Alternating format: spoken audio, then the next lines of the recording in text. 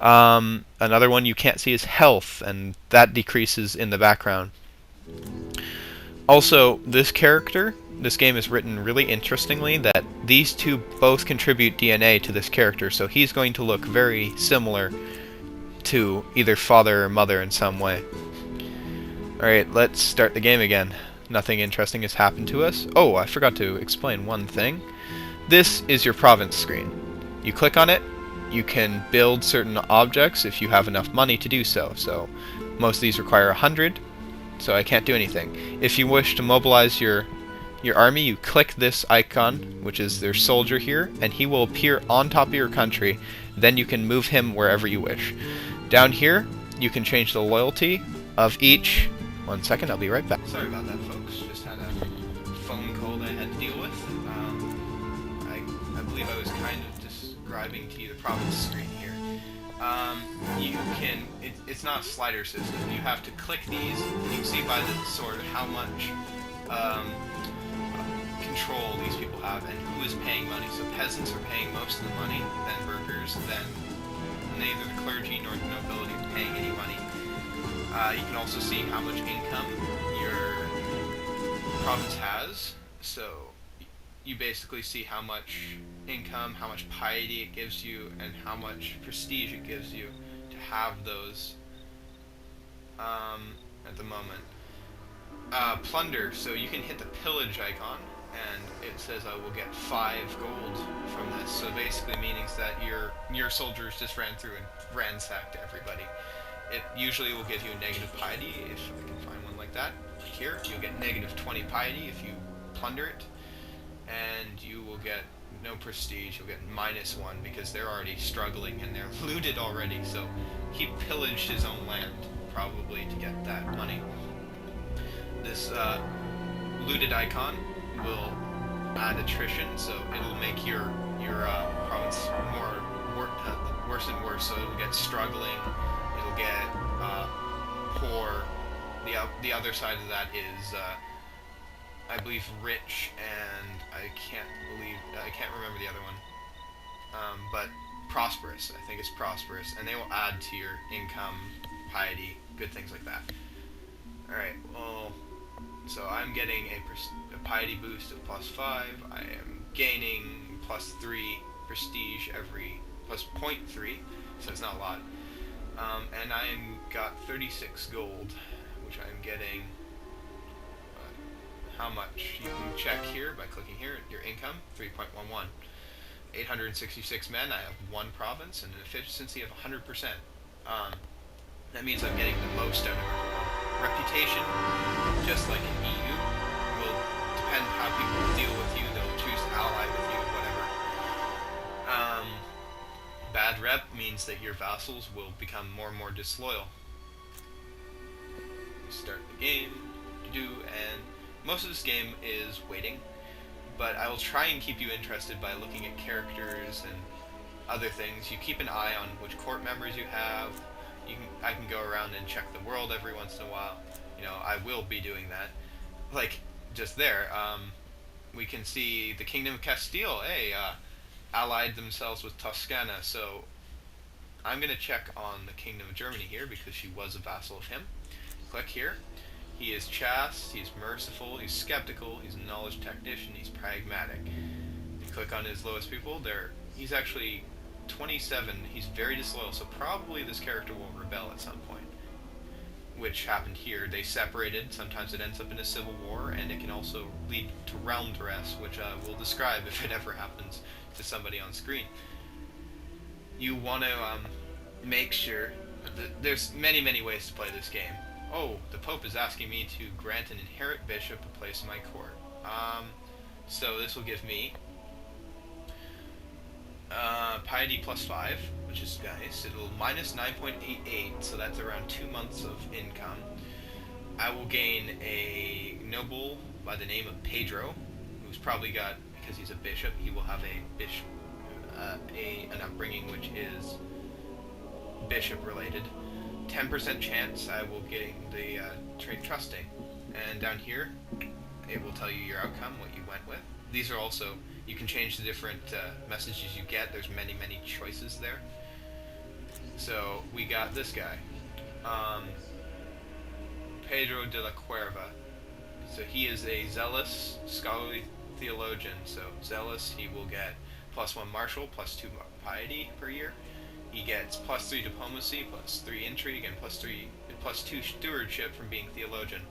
So this is a decent I will show you when it comes to education what this little tag means. This is his education tag. Like his is here. He's really terrible. Actually, very terrible, because if 10 is a very good stat, it is a decent stat. So anything below that's kind of like, damn it. So we're going to go in here. You can either cheat and put him as your... He's a really bad marshal, so I don't think I'm going to do that. I'm actually going to put him as my bishop, like he was intended. So he gets a little papal hat thing with a big cross on it. Muslims, if you play in this mod, cannot put a bishop. Oh, during a hunt, you have suddenly fainted and collapsed to the ground. The courtiers worry what to do. I will immediately take a period of rest. Doesn't seem like a bad idea, you collapse. You might want to do that. He loses 30 prestige. He gets a diplomacy skill change of -1. Or I will go with reckless. I'll get reckless by saying it is just a heat spell, continue the hunt, and I get +15 prestige and I get -1 health. I'm going to go for the reckless trait just because reckless will give me -1 to martial, +1 to intrigue, but +1 to yearly prestige as well. I want to get a little bit of prestige so I can grab his. See, I'm going to grab his title. Why? Because they're smaller than I am. So we want to expand out as best we can. The problem with being a vassal of someone else. Ooh, we learned about small castles. That's always nice. Oh, what else did we learn? A lot of things. Business contracts and minor merchant houses. Good, all good. So, let's see. Also, so now I have a claim on him. I can go and attack him. It says I have 909 men, and he can get 2,001 men to defend him. So he's got 124 plus 166.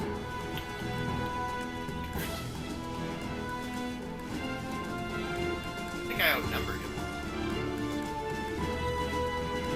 Just looking here. But you can see also, you might want to pay attention to the martial status. I have 2, he has 20. I'm not going to fight him. Bad idea.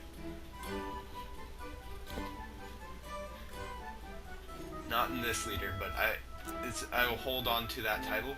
It will be listed here as a claim, and it'll also be listed down here as a claim. Certain events will happen because you have those claims, though. Like, he might become my rival because I'm holding on to his title here, or I have the choice of doing so. Who are you at war with? The Secum Nebula. And you're at war with the Emirate of Sevilla, which I'll probably wait until they walk away, because that might actually be a good chance. You wait for chances like this in this game. That's how you expand.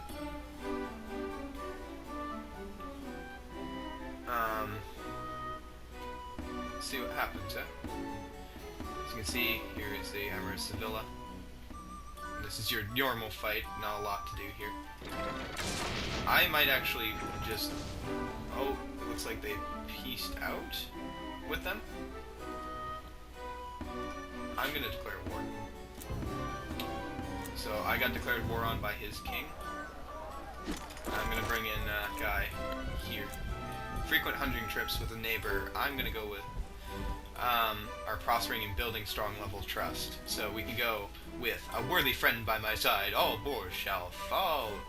Falconry is nicer with company. The glory is mine. Or it's a dangerous business, this hunting. So, if we go with a worthy friend by my side, all boars will fall, we get relations with the King of Navarre plus 50. 75% chance the Duke of Castile has become a friend with the King of Navarre, which is kind of funny, right, when we're at war. 70% chance of no effect, 25% chance of my health changing by 1, meaning that it'll probably go -1. 5% chance that I get severely wounded. Down here we have a 50% chance that we become friends instead of a 75% chance. We have a 94% chance of nothing happening. We have a 5% chance that I get health change, and a 1% chance I get severely wounded. Here we have change relations with Navarra minus 25, because we refuse to help him, I guess. Our prestige goes up by 2. We have 3 options: 80% no effect, 15% chance I get severely wounded, 5% chance I die.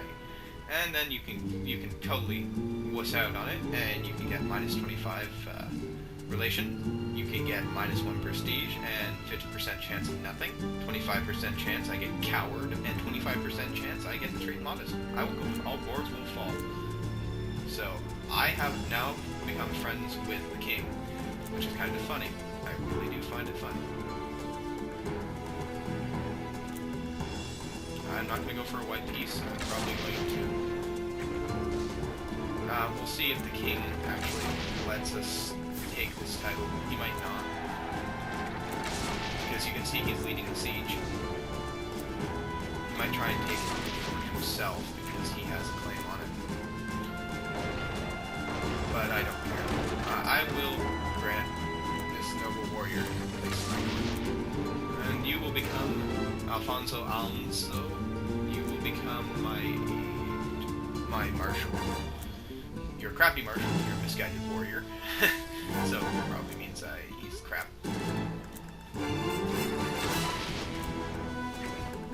I don't actually like when the game will steal things like this from you. I'm gonna disband my army. So that cost me too much money, and he ended up with the land. So I'm actually a little bit unhappy by that. I should have paid attention to the fact that the king had a claim on them. But we'll hope that something happens so he can lose that claim. I'm going to also go back in here because he's probably going to ask me for my army. Which is something I don't want him to grab. So I might actually outright refuse him. We're making our little kingdom a little bit more powerful, I guess, by default.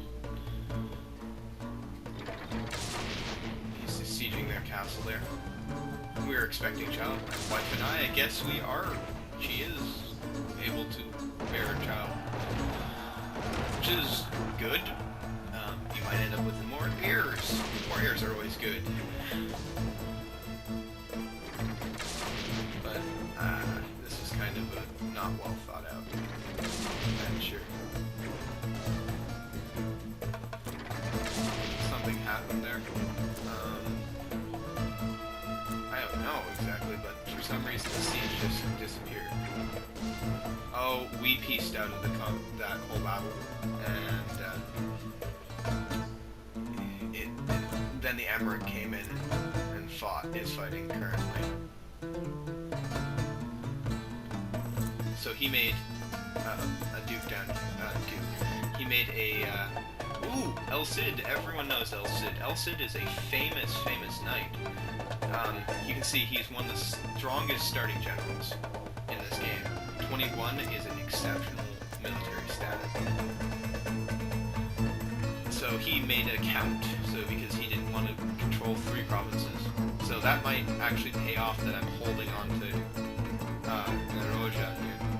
Oh, resettlement newly claimed land. So we got prosperous, which will give us plus 10 gold percentage, plus 2 prestige percentage, and pillage cold effect plus 10, which I will never pillage my own provinces. I'm sorry, game. I know you want me to. Oh, we had a stillborn child. Oh, this is different. I am actually seeing... So you're seeing a split up of the Muslim nations down here. I always see the Muslims roll over all the kingdoms up here. Oh, let's go with that. That will... No new friend for us. See, at least this game keeps it a little bit interesting. I'm actually going to see if I can go grab Lena down there. I'm going to grab my army. I'm going to grab them. I'm going to take their army up to 0. Making sure.